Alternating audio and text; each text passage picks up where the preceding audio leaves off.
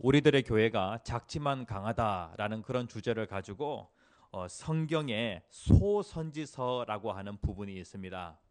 총 12권의 책인데 분량은 짧지만은 결코 내용은 약하지 않습니다. 그래서 작지만 강하다라는 그런 주제를 가지고 같이 말씀을 나눕니다. 오늘 제목 같이 한번 읽어봅시다. 시작. 진노 중에도 피난처가 되시는 하나님. 오늘 이 시간에는 진노 중에도 피난처가 되시는 하나님이라는 제목을 가지고 같이 은혜를 나누겠습니다. 부제로는요, 비인부전 부제승덕이라고 하는 부제를 가지고, 그리고 또 오늘 성찬식이 있습니다. 성찬에 임하는 성도의 자세라는 그런 부제를 가지고 말씀을 같이 나누고자 합니다. 이번 한 주간에 고수의 생각법이라고 하는 책을 보게 되었습니다. 이 책은 누가 쓴 책이냐면은 바둑 명인으로 잘 알려진 조훈현이라고 하는 사람이 쓴 책입니다. 이 사람의 인생에 있어서 잊을 수 없는 사건이 있는데요. 이 사람은 9살 때에 바둑에 입문을 하게 되어집니다. 목포 사람인데요. 이 사람은 바둑에 있어서는 신동이라고 할 정도로 아주 실력이 탁월했습니다. 그리고 이 조훈현은 10대 중반에 일본으로 공부를 하러 가게 되어집니다. 그러면서 일본의 그 바둑 선생님 가운데 가장 유명한 선생님이 후지사와라고 하는 선생님이 있습니다. 이 선생님이 운영하는 그 연구소에 가서 바둑을 배우게 되어집니다. 이 사람에게 바둑을 배워서 바둑 고수가 된 사람들이 상당히 많습니다. 이 연구소에는 대단히 바둑을 잘 두는 그러한 사람들이 많이 있는데, 그런데 선생님이 항상 강조했던 것이 무엇이냐면은 바둑을 두는 데에 내기 바둑 둬서는 안 된다라고 그렇게 가르쳐 준 거예요. 그러니까 이 선생님은 특별히 바둑 명인에 걸맞는 인격과 품성을 갖출 것에 대해서 계속해서 강조를 하였던 것이죠. 이 선생님이 나이가 많이 들어서 죽음이 가까운 그런 나이에 더 이상 제자들을 들이지 않으려고 했어요. 그러는 중에 조은현이라고 하는 그 학생이 한국에서 넘어오게 되어졌는데, 그런데 선생님이 강조했던 것이 무엇이냐면은 명인에 걸맞는 인격과 품성, 이것을 강조했던 것이죠. 그러면서 내기 바둑을 둬서는 안 된다라고 그렇게 가르쳤던 거예요. 그런데 그 연구소에 아베 육단이라고 하는 사람이 있는데, 이 사람이 하루는 조은현 2단에게 와서 이렇게 유혹을 한 것이죠. 오늘은 내기 바둑으로 한판 붙자.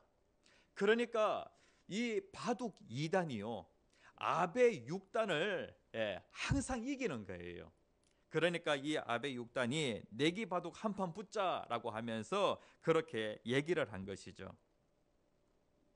그러니까 이제 조은현 2단은요, 그 당시에 선생님께서 강조하셨던 그것이 딱 이렇게 머릿속에 있는 거예요. 그러니까 절대로 안 됩니다. 저는 그렇게 해서는 안 됩니다라고 그렇게 얘기를 했어요. 그런데 아베 6단이 여기서는 괜찮아, 우리끼리잖아 라고 그렇게 얘기하면서 얘기를 하는 거예요.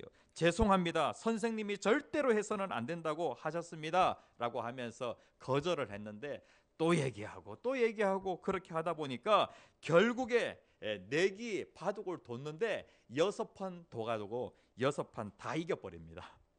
그러니까 이제 그 소문이 쫙 퍼지게 되어지고, 그러면서 그 얘기가 후지사와 선생님에게 들어가게 되어집니다. 그러면서 선생님께서 진노하시면서 뭐라고 얘기하냐면은, 내 집에서 당장 나가라.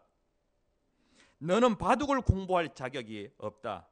나와의 인연은 오늘로서 끝이니 당장 한국으로 돌아가라 라고 그렇게 선생님이 얘기를 하게 되어집니다. 그러니까 그 연구소에서 이제 조은현 2단은 제명이 되어진 거예요. 이러한 상황에서 한국으로 돌아가야 되나 아니면은 다른 또 연구소로 가야 되나 라고 그렇게 고민을 하다가 한 연구소에서 제명을 당하게 되어지면 다른 연구소에서 안 받아주는 거예요. 그래가지고 그 기간 동안에 한국으로 돌아가지는 않고 접시 닦기도 하고 다른 여러 가지 일들을 하게 되어집니다. 그러면서 한 2주 정도의 시간이 지나게 되어지죠. 그러면서 선생님이 부르는 거예요. 그래 이제 선생님이 불러가지고 조은현 2단이 선생님에 갑니다. 그러면서 선생님이 다시 한번 강조했던 것이 무엇이냐면은 비인부전 부재 승덕 부재 승덕이라고 하는 그런 그 말을 하게 되어집니다. 제가 이게 승자 발음이 잘 안 됩니다. 이 말이 무슨 말이냐면요. 인격에 문제가 있는 자에게 높은 벼슬이나 비장한 그런 기술을 전수하지 말며 인격에 문제가 있는 사람에게 높은 벼슬을 주어서는 안 된다. 비장한 기술을 전해 주어서는 안 된다. 재주나 지식이 덕을 앞서게 해서는 안 된다라고 하는 말이 바로 이 비인 부전 부재 승덕입니다. 이 사건으로 인하여서 그는요 진노하시는 그러한 그 선생님을 경험하게 되어지고 그리고 또 따뜻하게 감싸 안아주시는 선생님을 경험하게 되어집니다. 어떻게 보면은 역설이라고 그렇게 할 수가 있겠죠. 선생님이 진노한 그 이유가 무엇입니까?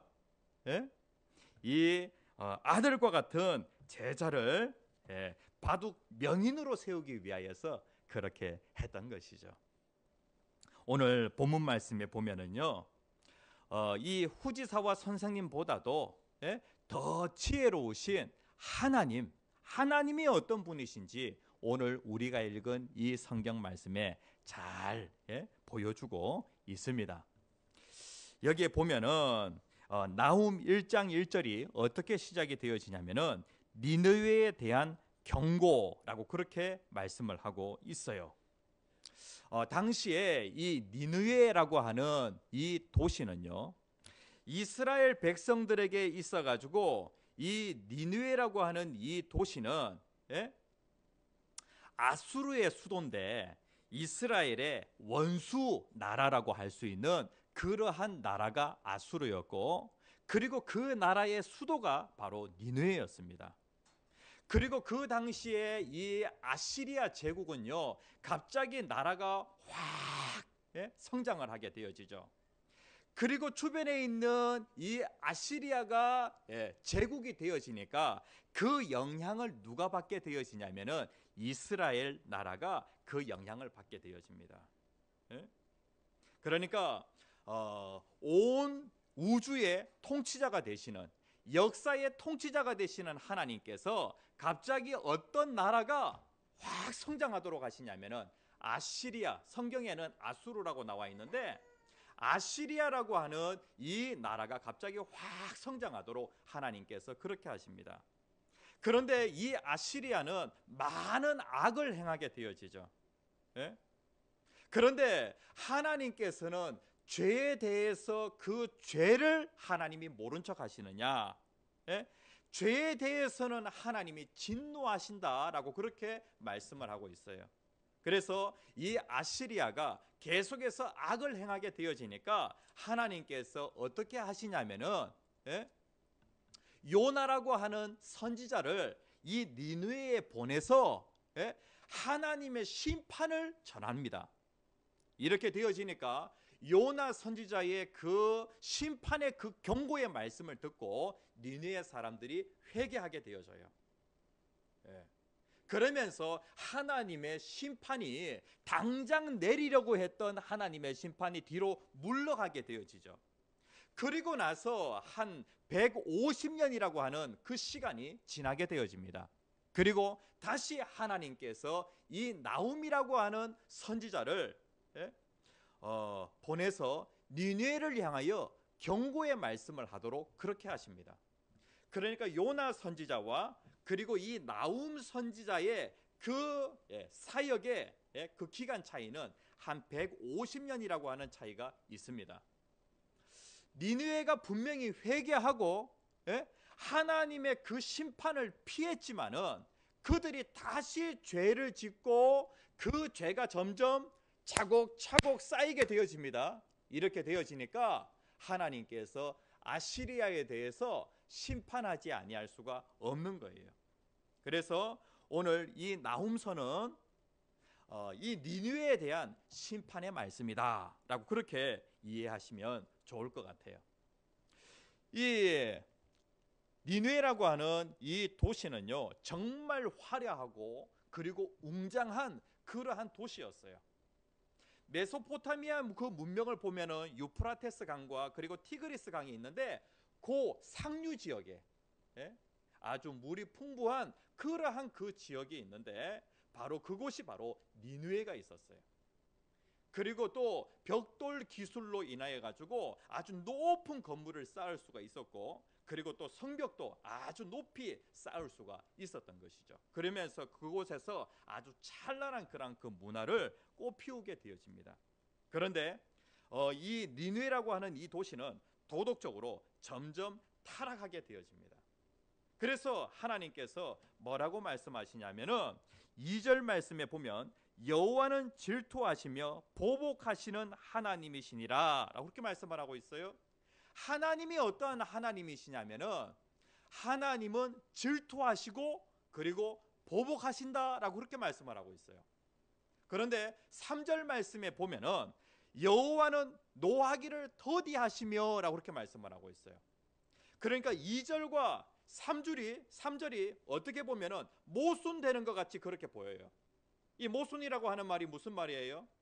이 방패는 세상에서 가장 강한 방패입니다. 어떤 창도 이 방패를 뚫지 못합니다. 그리고 또 이 창은 세상에서 가장 강한 창입니다. 어떤 방패든지 다 뚫을 수 있습니다. 그러니까 이것이 바로 무엇이냐면 모순이에요. 모순. 하나님이 어떤 분이시냐면은 2절에서는 분명히 하나님이 진노하시는 하나님이라고 그렇게 말씀을 하고 있어요. 그런데 3절에서는 하나님에 대해서 뭐라고 말씀하시냐면은 노하기를 더디하시는 하나님이라고 그렇게 말씀하고 있어요. 2절에서는 하나님의 그 공의에 대해서 말씀을 하고 있고, 그 다음에 3절에서는 하나님의 그 사랑에 대해서 말씀을 하고 있어요. 어떻게 보면은 이게 역설이라고 할 수 있겠죠. 역설이라고 할 때 이 역설은요, 두 가지 명제가 모순처럼 등장하는데 모순이 아닌 진리를 말하게 되어질 때에 그것을 역설이라고 그렇게 얘기합니다. 그러니까 하나님이 누구시냐? 우리가 성경을 통하여서 보이지 않는 그 하나님에 대하여 알게 되어지는데, 하나님이 어떤 분이시냐? 하나님은 사랑의 하나님이시다. 그리고 또 하나님은 어떤 하나님이시냐면은 공의의 하나님이시다. 하나님은 공의의 하나님이시기 때문에 죄에 대해서는 어떻게 하시는 하나님이시냐면은 심판하시는 하나님이세요. 그런데 하나님은 사랑의 하나님이시기 때문에 죄인을 용서하시는 그러한 하나님이에요. 어떻게 보면은 이 말도 맞고 이 말도 맞는데, 그런데 이 두 말이 다 진리예요. 그러면서 이게 모순같이 그렇게 보이는데 이것이 진리를 말한다는 거예요. 그러니까 하나님에게는 이러한 그 역설이 있다는 거예요. 오늘 이 부분에 대해서 같이 말씀을 나누려고 합니다. 첫 번째 같이 한번 읽어봅시다. 시작. 진노하시는 하나님. 하나님이 어떤 하나님이시냐면 진노하시는 하나님이에요. 특별히 니느웨에 대해서 하나님께서 진노하십니다. 3장 1절 말씀에 보면은 그 니느웨의 죄에 대해서 하나님께서 말씀을 하시는데, 화 있을진저 피의 성이요 그 안에는 거짓이 가득하고 포악이 가득하며 탈취가 떠나지 아니하는도다 라고 그렇게 말씀을 하고 있어요. 니느웨 사람들의 그 도덕적인 그런 타락상, 이것을 분명히 말씀을 하고 있어요. 이것이 바로 니느웨의 실상이에요. 그리고 니느웨의 죄악 가운데 가장 큰 죄악이 무엇이냐면은 그 니느웨에 살고 있었던 아시리아의 왕 사네립이라고 하는 왕이 있거든요. 이 왕에 대해서 열왕기 하에서는 어떻게 말씀하고 있냐면은 아수르 왕 사네립이 떠나 돌아가서 니느웨에 거주하더니 그가 그의 신 니브록의 신전에서 경배할 때에라고 그렇게 말씀을 하고 있어요. 하나님께서 이 아수르의 왕 사네립을 죽이시는데 어떻게 죽이시냐면은 자기 아들의 칼에 의해 가지고 살해가 되어지도록 하나님이 그렇게 하십니다. 그러니까 그 아수르 왕 사네립의 그 죄에 대해서 하나님께서 그냥 지나치지 아니하시고 그 죄에 대하여 심판을 하신 것이죠. 그런데 여기에 보면은 이 아수르 왕 사네립이 어떠한 죄를 지었냐면은 그가 그의 신 니브록의 신전에서 경배하였다라고 그렇게 말씀을 하고 있어요. 세상에 모든 사람들은 다 죄인입니다. 하나님 앞에서는 선하신 그 하나님은 우리에게 무엇을 요구하시냐면은 최고의 선을 요구하시는 하나님이세요. 최고의 선을 요구하시는 그 하나님 앞에서 죄인이 아닌 사람은 하나도 없어요. 사람들은 최고의 선, 다른 사람과 이 사람을 비교했을 때에 나는 저 사람보다 선해, 나는 저 사람보다 착해 라고 그렇게 얘기하면서 사람들은 최고의 선을 얘기하지만은 하나님은 우리에게 무엇을 요구하시냐면은 절대의 그러한 그 선, 절대적인 그러한 선을 요구하세요. 그러니까 하나님 앞에서는 죄인이 아닌 사람이 한 사람도 없는 것이죠. 그런데 하나님 앞에서 짓는 죄 가운데 가장 큰 죄는 무엇이냐면은 십계명 그 1계명에 보면은 하나님을 모르는 것이 가장 큰 죄고, 그 다음에 또 십계명 2계명에 보면은 그 하나님을 섬긴다고 하면서 형상을 만들어 놓고 그 우상을 섬기는 것, 그것이 두 번째 죄라고 말씀을 하고 있어요. 그러니까 이 세상에서 가장 큰 죄는 무엇이냐면은 하나님을 모르는 것, 그리고 하나님보다 다른 것을 더 사랑하게 되어질 때에 그것을 죄라고 그렇게 말씀을 하고 있는 것이죠. 그러니까 하나님 앞에서는 죄인 아닌 사람이 한 사람도 없고, 우리는 이 땅에 살아가면서 하나님 앞에서 죄를 차곡차곡 이렇게 쌓아가고 있다. 그리고 그 죄가 어느 정도 쌓이게 되어지면은 반드시 하나님의 심판이 있다라고 하는 것을 우리에게 분명히 보여주고 있어요. 그런데 여기에 보면은 우리에게는 그래도 희망이 있다는 것이죠. 아수르에게는 희망이 있다는 것이죠. 150년 전에 요나 선지자가 하나님의 심판에 대해서 말씀을 했는데 그때 니느웨 성 사람들이 회개하였던 거예요. 마찬가지로 이 나훔 선지자의 그 경고의 말씀을 받고 니느웨가 회개했더라면 하나님께서 그 진노를 하나님께서 뒤로 물러가도록 하나님 그렇게 하셨을 거라고요. 여기에 보면 3절 말씀에 여호와는 노하기를 더디하시며 라고 그렇게 말씀을 하고 있어요. 2절에서는 진노하시는 하나님을 말씀하고 있고, 그 다음에 3절에서는 진노를 더디하시는 하나님을 말씀을 하고 있어요. 그러면서 7절 말씀에 보면 여호와는 선하시며 환난 날에 산성이시라, 그는 자기에게 피하는 자들을 어떻게 하신다? 아시느니라 라고 그렇게 말씀을 하고 있어요. 그러니까 최고의 선이 있고 절대 선이 있는데 사람들은 뭘 얘기하냐면은 최고의 선을 얘기합니다. 그러니까 다른 사람들과 비교해서 내가 좀 더 낫다. 그런데 선하신 하나님 앞에서는 그게 통하지 않아요.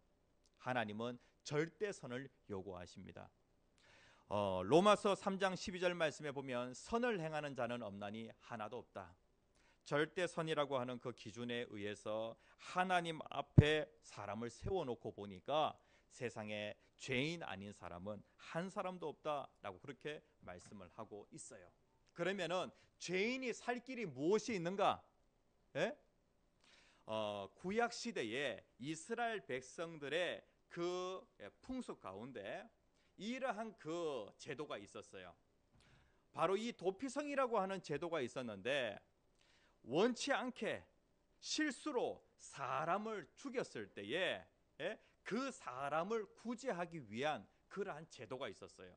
그것이 바로 무엇이냐면은 도피성 제도였어요.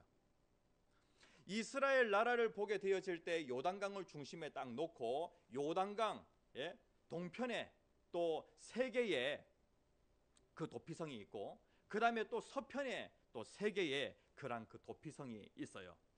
그래서 사람을 실수로 죽이게 되어졌을 때에 사람을 죽인 자는 반드시 사형에 처하게 되어지는데, 실수로 사람을 죽이게 되어질 때 빨리 어디로 가게 되어지냐면은 도피성에 가면 됩니다. 그리고 하나님께서 이렇게 6군데를 찍어 놓으신 것은 무엇 때문이냐면은 이 거리가 어떤 거리냐면은 다 하루 만에 갈 수 있는 거리예요. 그리고 또 이 도피성으로 가는 그 길은 넓은 길로서 누구나 쉽게 다 갈 수 있도록 그렇게 길을 잘 닦아 놓고, 그리고 또 그 도피성을 잘 찾아갈 수 있도록 도피성이라고 하는 그런 그 안내판이 있도록 하나님께서 그렇게 하셨어요. 그러니까 사람을 죽여서 사형이라고 하는 형벌을 받아야 될 그 사람이 어디에 가서 그들이 살게 되어지냐면은 도피성이라고 하는 곳에 가서 살게 되어집니다. 그러면서 하나님의 사랑, 하나님의 긍휼을 그들이 경험을 하게 되어지죠. 그래서 어떤 한 이 그림에 보니까 어떤 한 여자가 사람을 죽였어요. 그래서 뒤에서 군인이 막 사람을 잡으러 쫓아오게 되어집니다. 그런데 이 여인이 어디로 들어가게 되어지냐면은 도피성으로 딱 들어가게 되어집니다. 그랬더니 더 이상 이 여인을 잡을 수가 없는 거예요. 하나님께서 이스라엘 백성들 가운데 제도로 이 도피성 제도를 만들어 놓으셨다는 것이죠.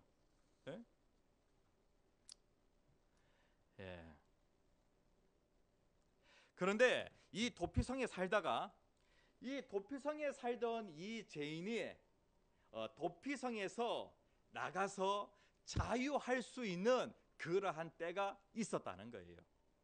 그 때가 언제냐면은, 그러니까 이 도피성에 나갔다가 도피성에 들어가 있다가 너무나도 답답해서 잠깐 도피성 밖으로 나가게 되어집니다. 나갔다가 잡히게 되어지면 그 사람은 사형입니다. 그런데 이 도피성에서 그들이 자유롭게 나갈 수 있는 그때가 있었는데, 그때가 언제냐면은 민수기 35장 28절입니다. 같이 한번 읽어봅시다. 시작. 이는 살인자가 대제사장이 죽기까지 그 도피성에 머물러야 할 것임이라. 대제사장이 죽은 후에는 그 살인자가 자기 소유의 땅으로 돌아갈 수 있느니라. 언제 돌아갈 수 있다고요? 자기의 소유의 그 땅으로, 그 다음에 또 자기의 삶의 터전으로 언제 돌아갈 수 있냐면은 이스라엘 나라에는 대제사장이 있는데, 대제사장이 죽는 그 해에는 그 사람이 자유하여 돌아갈 수 있다는 거예요.